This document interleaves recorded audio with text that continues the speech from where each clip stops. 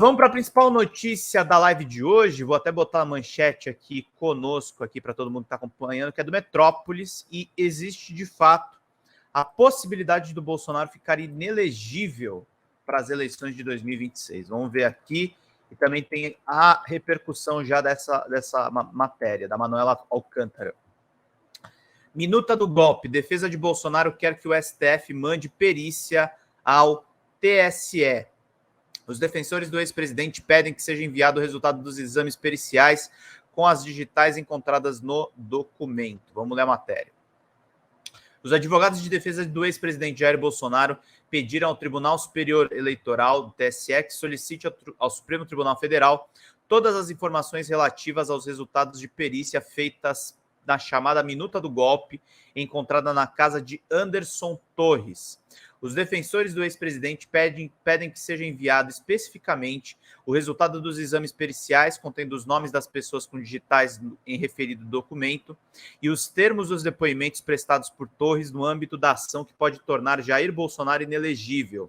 O ex-presidente é investigado na ação de investigação judicial eleitoral, a AIJE, por suposto abuso de poder político e uso indevido dos meios de comunicação em decorrência do desvio de finalidade da reunião promovida pelo ex-presidente com embaixadores a fim de favorecer a sua própria candidatura à reeleição. Na ocasião, Bolsonaro levou suspeitas sobre as urnas eletrônicas, atacou o processo eleitoral e repetiu outros argumentos que haviam sido desmentidos por órgãos oficiais diante da comunidade internacional.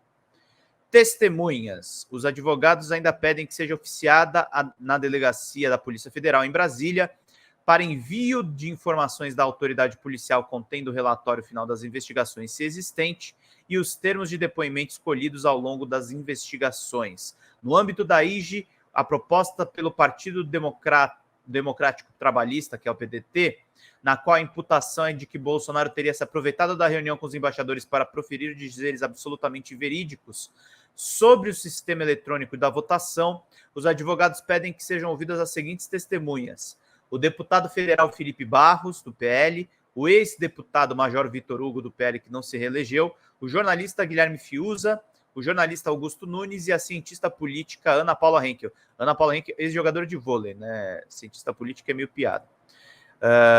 Depoimento de Torres. O ex-ministro do governo Jair Bolsonaro e ex-secretário de Segurança Pública do Distrito Federal, Anderson Torres, prestou depoimento no âmbito da ação do TSE nesta quinta-feira, dia 16 de março. Na ocasião, ele afirmou que a minuta do golpe encontrada em sua casa é um texto folclórico. Ele também classificou o documento como lixo e loucura. A informação foi confirmada ao Metrópolis pelo advogado de defesa, o Rodrigo Roca. Então é isso aí, para todo mundo poder acompanhar aqui tudo o que aconteceu. Na oitiva, Torres manteve a versão do depoimento apresentado à Polícia Federal em 2 de fevereiro, de que desconhece a origem do documento. Na manifestação anterior, ele disse à PF que uma empregada pode ter colocado a minuta do golpe em uma estante ao arrumar a casa e que ela foi entregue em seu gabinete do Ministério da Justiça, mas afirmou desconhecer quem a produziu. À época da tentativa de golpe, Torres chefiava a Secretaria de Segurança Pública do Distrito Federal, mas estava nos Estados Unidos de férias. Após os atos de vandalismo, ele acabou sendo exonerado do cargo. A oitiva foi realizada por videoconferência. Torres está preso desde o dia 14 de janeiro no Batalhão de Aviação Operacional, a BAVOP, da Polícia Militar do Distrito Federal, no Guará 2, sob suspeita de omissão nos atos terroristas de 8 de janeiro. Na condição de testemunha do caso, Torres respondeu todas as perguntas feitas, entre elas sobre uma minuta do golpe encontrada na casa dele, a reunião dos embaixadores e acerca da atuação como ministro de Bolsonaro.